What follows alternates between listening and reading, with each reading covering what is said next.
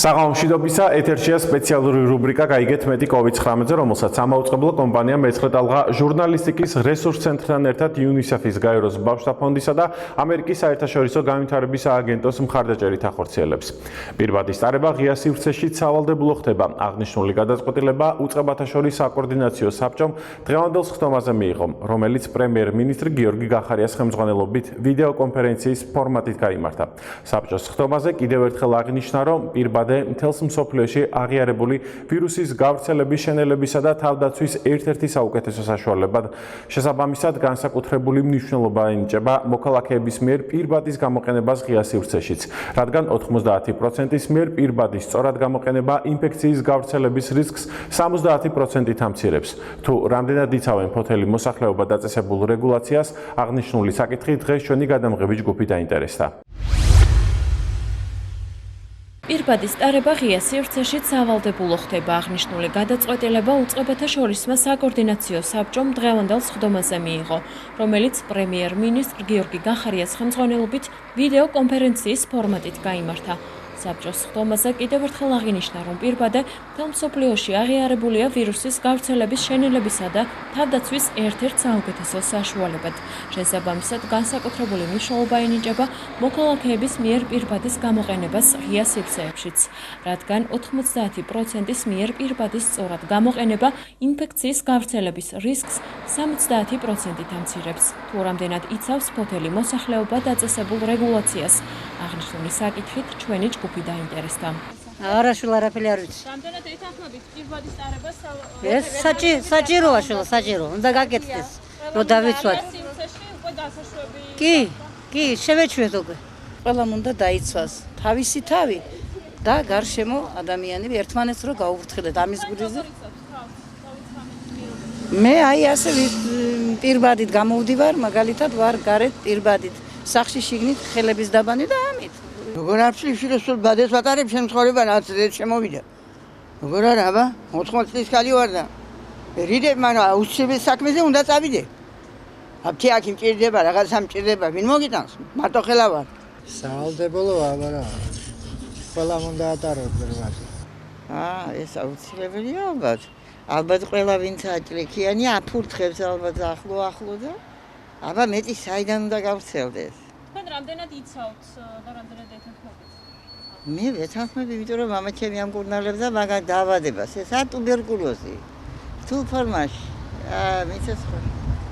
მეტი არაფერი, პროსტა კარონა აქვი ახლა რა ვიცი, ალბათ საჭიროა. უფრო მაგათთვის. ისე კი, ძალიან მიგია. მეტყობა რაღაცა სხვა ახალია ფორმა კიდე რთული უფრო რომ ასე ვართ შეგრულები. არა, სავალდებულო მაინც ქუჩაა და როგორ ითხრა, ხალხა სუთაერი უნდა და პირბადის როგორ ისუნ თქვენ. ჩემი აზრით არ უნდა იყოს. ვეთანხმები ბატონო, ძალიან კარგია. დავიცვათ უნდა თავი. პირბადე ბატონო. და დისტანცია 2 მეტრი. ფოთელების აზრი არაერთგვაროვანია. კურსორის სპეციალური რუბრიკის სტუმარია ფოთის საზოგადოებრივი ჯანდაცვის ცენტრის საზოგადოებასთან ურთიერთობის მენეჯერი ნინო ლეფსაია, რომელიც მთავრობის მიერ შემოღებულ ახალ რეგულაციებსა და ექიმების რეკომენდაციებზე გვესაუბრება. ხაზია საზოგადოებრივი ჯანდაცვის ცენტრის საზოგადოებასთან ურთიერთობის მენეჯერი ნინო ლეფსაია. ხაზია ქალბატონი ნინო ლეფსაია, საღამომშვიდობისა ქალბატონი ნინო, დიდი მადლობა რომ ხართ ჩვენი ჩართვის სტუმარი. მოდით დავიწყოთ ბოლო 24 საათის მონაცემები, თუ რა მდგომარეობაა ჩვენს ქალაქში, მზარდია თუ არა COVID ინფიცირებულთა რაოდენობა? მოგესალმებით ბატონო სანდრო, მოგესალმებით თქვენს მაყურებელს. ამ დროისთვის მდგომარეობა არის სამწუხაროდ მზარდი და არაკლებადი. დღეს სულ დარეგისტრირდა 45 ინფიცირებული, სულ გვაქვს 45 ახალი შემთხვევა. ანუ რიცხობრივად ინფიცირებული ყავს სულ ქალაქში 401. აქედან გამოჯანმრთელებული ყავს 150 პაციენტი და სამწუხაროდ ლეტალობის 2 შემთხვევა ჰქონდა. რაც შეეხება თვითიზოლაციაში მყოფ პირებს, თვითიზოლაციაში ყავს სულ 45 ადამიანი. დღეისათვის დაიტესტა 97 პირი და ეს 97 სიმპტომური პაციენტი ველოდებით მონაცემებს ამ 87 ადამიანისას. ანუ ციფრობრივი მონაცემი შეიძლება იყოს დღის განმავლობაში 24 საათის განმავლობაში ცვალებადი. ქალბატონო ნინო, როგორც ვთქვით, დღეს მთავრობის ხდომაზე განიხილეს ახალი რეკომენდაციები და ახალი შეზღუდვები. იქნებ დეტალურად უთხრათ ჩვენს მაყურებელს რა რეკომენდაციებზე და რა შეზღუდვებზე არის საუბარი.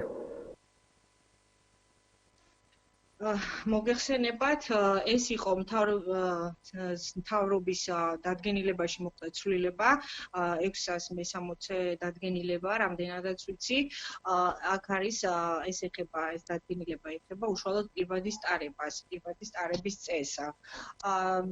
მოუწოდებ ჩვენს თანაქალაქელებს, არ დავმეტყვი, რომ 3 მარტივი წესი, რომელიც ჩვენ უნდა დავიცვათ, ეს არის ერთადერთი საშუალება ვირუსის გავრცელების შესამცირებლადაც, ანუ ეს არის ვატაროთ პირადე, ანუ დავიცვათ ხელების ჰიგიენა და ფიზიკური დისტანცია.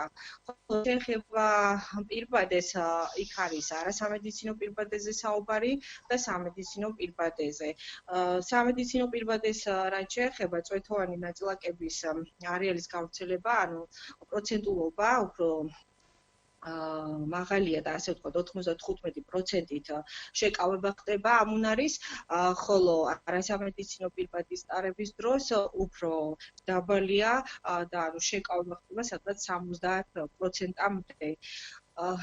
ასე რომ ერთმანეთს გაუვრცელდეთ, ერთმანეთის მსჯავრთებას და ვიქონიოთ იმის კულტურა, უკვე შინაგანად უნდა გავიჯინოთ ეს წესი, რომ ნიღბის ანუ პირის გარშე გარეთ ავიაროთ.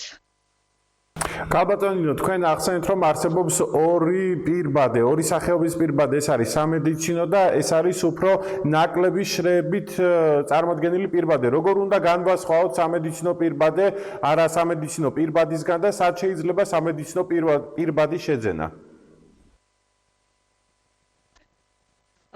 დიახ, ანუ განსხვავება ხდება არ შრეებში შორის არასამედიცინო პირბადის ქსოვილისგანაც მარტივი ქსოვილით არის ასე ვთქვათ აწყობილი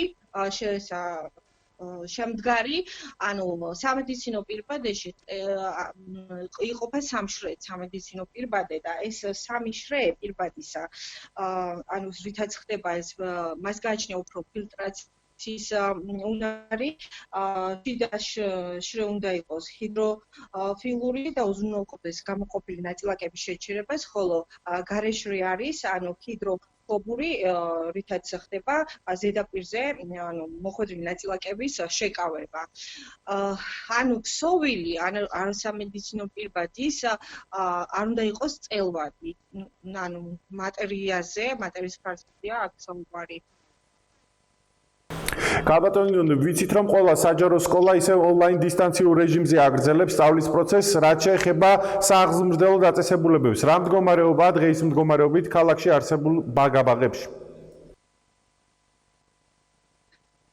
მოგეხსენებათ ეპიდემიოლოგიური მდგომარეობიდან გამომდინარე, სკოლები ონლაინ რეჟიმში განაგრძობს მუშაობას, ეს არის 25 ნოემბრამდე სწავლება გადაიდება 25 ნოემბრამდე დისტანციური სწავლების რეჟიმში იქნება სკოლები, ხოლო რაც შეეხება ბაგაბაღებს, საბავშვო ბაღებს, დროებით უზრუნველყოფილი ჩვეულებრივად იქნებიან ისინი გადაწყვეტილებიდან გამომდინარე, ბაღაბაღ აღსაზრდელები საკვებით უზრუნველყოფილი იქნებიან ადგილზევე, ანუ მათ საკვები პროდუქცია მიეწოდებათ სახლში, შინმიტანით, ან მსახურება გაეწევა სახლში.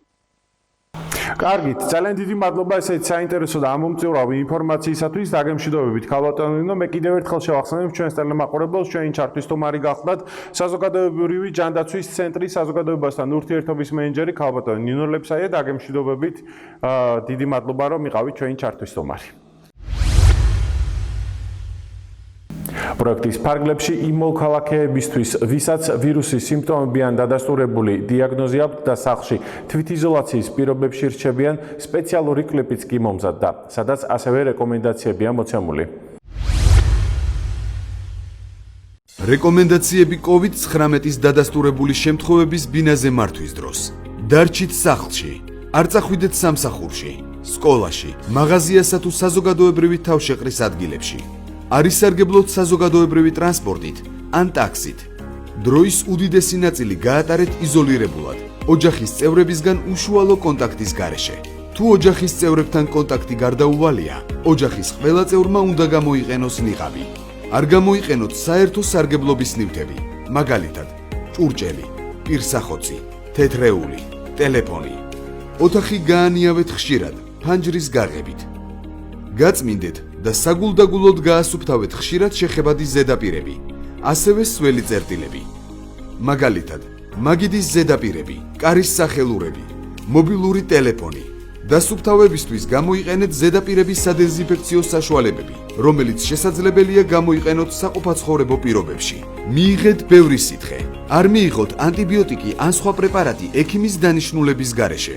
გააგრძელეთ რეგულარული მედიკამენტების მიღება და არ შეცვალოთ მკურნალობის გეგმა ექიმის დაუკითხავად. ხველის სიმპტომის გამოვლენის შემთხვევაში მოერიდეთ ზურგზე წოლას. ყურადღებით დააკვირდით საკუთარ სიმპტომებს. თუ თქვენი ჯანმრთელობის მდგომარეობა საგრძნობლად ან სწრაფად გაუარესდა, გაქვთ სუნთქვის გაძნელება, ქოშინი, სახის ან ტუჩის მიდამოს ციანოზი და სხვა, დაუკავშირდით ოჯახის ექიმს ან 112-ს. ოპერატორი გააფრთხილეთ, რომ დადასტურებული გაქვთ COVID-19 ვირუსი. საქართველოს მთავრობა.